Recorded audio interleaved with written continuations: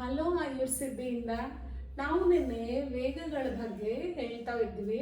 ಆರೋಗ್ಯ ಸಂರಕ್ಷಣೆ ಅಥವಾ ಆಯುರ್ವೇದದ ಮತ್ತು ಆರೋಗ್ಯದ ಸಂಬಂಧದ ಕುರಿತಾಗಿ ಮಾತಾಡ್ತಾ ಅಧಾರಣೀಯ ವೇಗ ಅಂದರೆ ಯಾವ ವೇಗಗಳನ್ನ ಧಾರಣೆ ಮಾಡಿದ್ರೆ ಯಾವ ರೀತಿಯ ಆರೋಗ್ಯ ಸಂಬಂಧಪಟ್ಟ ತೊಂದರೆಗಳು ಆಗ್ತಾ ಬರುತ್ತೆ ಅನ್ನೋದನ್ನು ತಿಳಿಸ್ತಾ ಬರ್ತಾ ಇದ್ವಿ. ಇವತ್ತು ಧಾರಣೀಯ ವೇಗಗಳು ಅಂದರೆ ಯಾವ ವೇಗಗಳನ್ನ ಧಾರಣೆ ಮಾಡೋದ್ರಿಂದ ಆರೋಗ್ಯ ಸಂರಕ್ಷಣೆ ಮಾನಸಿಕವಾಗಿ ಮತ್ತು ದೈಹಿಕವಾಗಿ ಆಗುತ್ತೆ ಅನ್ನೋದ್ರ ಬಗ್ಗೆ ತಿಳ್ಕೊಳ್ತಾ ಬರೋಣಂತೆ. ಅದಕ್ಕೆ ಒಂದು ಶ್ಲೋಕವನ್ನು ಹೇಳ್ತೀನಿ. ಧಾರಯೇತು ಸದಾ ವೇಗಾನ್ ಹಿತೈಷಿ ಪ್ರತ್ಯಚೇಹಚ ಲೋಭ ಈರ್ಷ್ಯಾ ದ್ವೇಷ ಮಾತ್ಸರ್ಯ ರಾಗಾದೀನಾಂ ಚಿತೇಂದ್ರಿಯ. ಅಂದರೆ ಈ ಶ್ಲೋಕದ ಅರ್ಥ ಏನು ಅಂತಂದರೆ, ಲೋಭ ಅಂದರೆ ಗ್ರೀಡ್ ಅಥವಾ ಮಾತ್ಸರ್ಯ, ಇದನ್ನು ನಾವು ತಡ್ಕೊಳ್ಳದೆ ಇದ್ದಾಗ ಏನಾಗುತ್ತೆ, ಅದರಿಂದ ದೈಹಿಕವಾಗಿ ಮಾನಸಿಕವಾಗಿ ಸಾಕಷ್ಟು ಕ್ಲೇಶವನ್ನು ಅನುಭವಿಸ್ತೀವಿ ನಾವು. ಅದರಿಂದ ತತ್ಕಾರಣವಾಗಿ ಎಷ್ಟೋ ಕಾಯಿಲೆಗಳು, ಸಾಮಾಜಿಕವಾಗಿ ತೊಂದರೆಗಳು ಆಗ್ತಾ ಬರುತ್ತೆ. ಹಾಗಾಗಿ ಅದನ್ನು ಧಾರಣೆ ಮಾಡಬೇಕು. ಈರ್ಷ್ಯೆ, ಎನ್ವಿ ಅಂದರೆ ಒಬ್ಬರ ವಸ್ತುಗೆ ಆಸೆ ಪಡೋದು, ಇದನ್ನು ಕೂಡ ಅರಿಷಡ್ವರ್ಗಗಳ ಕುರಿತಾಗಿ ನಾವು ತಿಳ್ಕೊಂಡಾಗ ಈ ಧಾರಣೀಯ ವೇಗಗಳು ಅರಿಷಡ್ವರ್ಗಗಳನ್ನ ಒಂದು ಸಮತೋಲನದಲ್ಲಿ ಇಟ್ಕೊಂಡಾಗ ಆಗೋ ಬೆನಿಫಿಟ್ಸ್ ಬಗ್ಗೆ ನಮ್ಮ ಹಿಂದೂ ಸಂಸ್ಕಾರ ಹೇಳ್ತಾ ಬರುತ್ತೆ. ಅದಕ್ಕೆ ಇದು ಒಂದು ರೀತಿ ಸಮಾನವಾಗಿ ಇರುತ್ತೆ. ದ್ವೇಷ ಅಂದರೆ ಹೇಟ್ರೆಡ್ನೆಸ್, ಒಂದು ವ್ಯಕ್ತಿಯ ಬಗ್ಗೆ ಪ್ರತ್ಯೇಕವಾಗಿ ನಮಗೆ ಅಂದರೆ ಅವ್ರ ಬಗ್ಗೆ ಇಷ್ಟ ಇಲ್ಲದೆ ಇರೋದು, ಅಂದರೆ ಅವ್ರನ್ನ ಅಕ್ಸೆಪ್ಟ್ ಮಾಡ್ಕೊಳಕ್ಕಾಗದೇ ಇರೋದು, ಈ ವಿಷಯಗಳು ಕೂಡ ಅದು ಆರೋಗ್ಯಕ್ಕೆ ದೈಹಿಕವಾಗಿ ಮಾನಸಿಕವಾಗಿ ಹಿಂಸೆಯಾಗಿ ತೊಂದರೆಗಳಾಗುತ್ತೆ. ಹಾಗಾಗಿ ಅದನ್ನು ಕೂಡ ಕಂಟ್ರೋಲ್ನಲ್ಲಿ ಇಟ್ಕೋಬೇಕು. ಮತ್ತು ರಾಗ, ಅನ್ಲಾಫುಲ್ ಎಕ್ಸೆಸಿವ್ ಅಟ್ರಾಕ್ಷನ್ ಅಂತ ಹೇಳ್ತಾರೆ. ಅಂದರೆ ಲೋಭ ಅನ್ನೋದು ಯಾವುದೇ ಒಂದು ವಸ್ತು ಬಗ್ಗೆ ಅಲ್ಲ.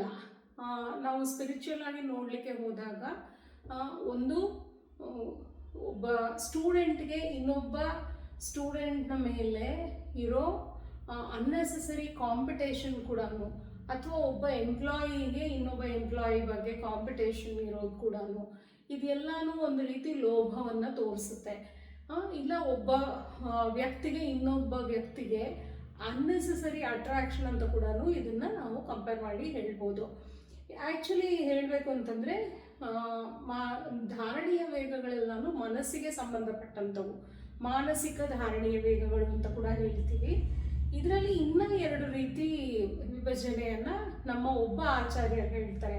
ಕಾಯಿಕ ಧಾರಣೀಯ ವೇಗಗಳು ಮತ್ತು ವಾಚಿಕ ಧಾರಣೀಯ ವೇಗಗಳು ಕೂಡ ತುಂಬ ಮುಖ್ಯವಾದವು. ಕಾಯಿಕ ಧಾರಣೀಯ ವೇಗಗಳಲ್ಲಿ ಆಗಿನ ಕಾಲಕ್ಕೆ ಸಂಬಂಧಪಟ್ಟಂಗೆ ಪರಸ್ತ್ರೀ ಸಂಭೋಗವನ್ನು ಇಚ್ಛೆ ಮಾಡೋದು ದೈಹಿಕವಾಗಿ ಮಾನಸಿಕವಾಗಿ ತೊಂದರೆಯನ್ನು ಮಾಡುತ್ತೆ ಅಂತ, ಮತ್ತು ಕಳ್ಳತನ ಮಾಡೋದು ಮತ್ತು ಹಿಂಸೆ ಮಾಡೋದು, ಇದು ಕಾಯಿಕ ಧಾರಣೀಯ ವೇಗಗಳಲ್ಲಿ ಬರುತ್ತೆ. ಮಾನಸಿಕ ವೇಗಗಳಲ್ಲಿ ಎರಡು ವಿಧ.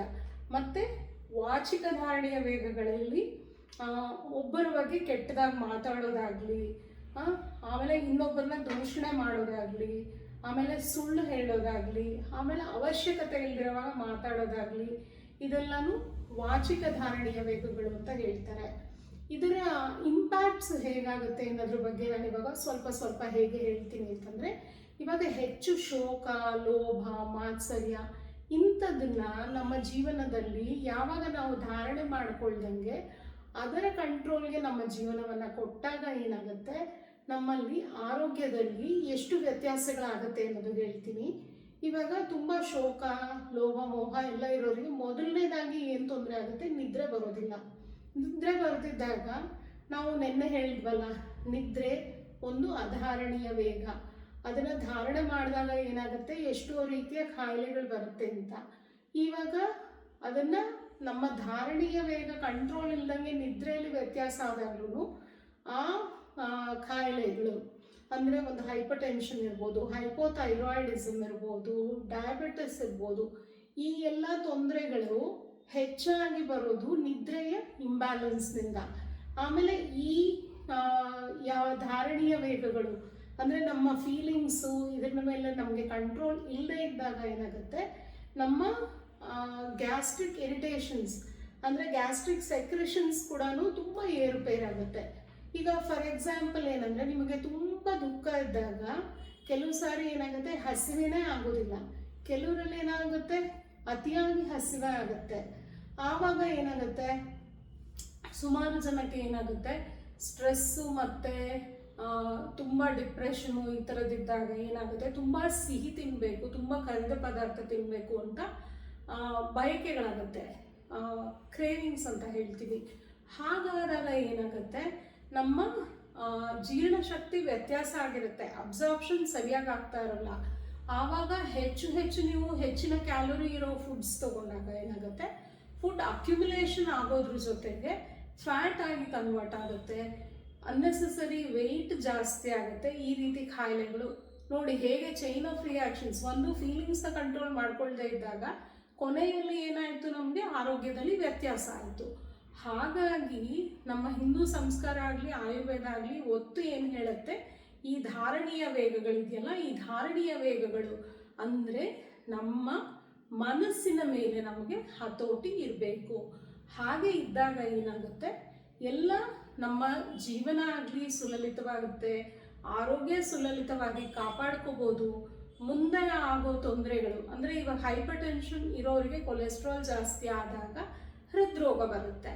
ಅದೇ ಡಯಾಬಿಟಿಸ್ ಜಾಸ್ತಿ ಆಗ್ತಾ ಕಿಡ್ನಿಗೆ ಸಂಬಂಧಪಟ್ಟ ಕಾಯಿಲೆಗಳು, ಕಣ್ಣಿಗೆ ಸಂಬಂಧಪಟ್ಟ ಕಾಯಿಲೆಗಳು, ಚರ್ಮಕ್ಕೆ ಸಂಬಂಧಪಟ್ಟ ಕಾಯಿಲೆಗಳು, ನರಗಳಿಗೆ ಸಂಬಂಧಪಟ್ಟ ಕಾಯಿಲೆಗಳು ಈ ರೀತಿ ಬರುತ್ತೆ.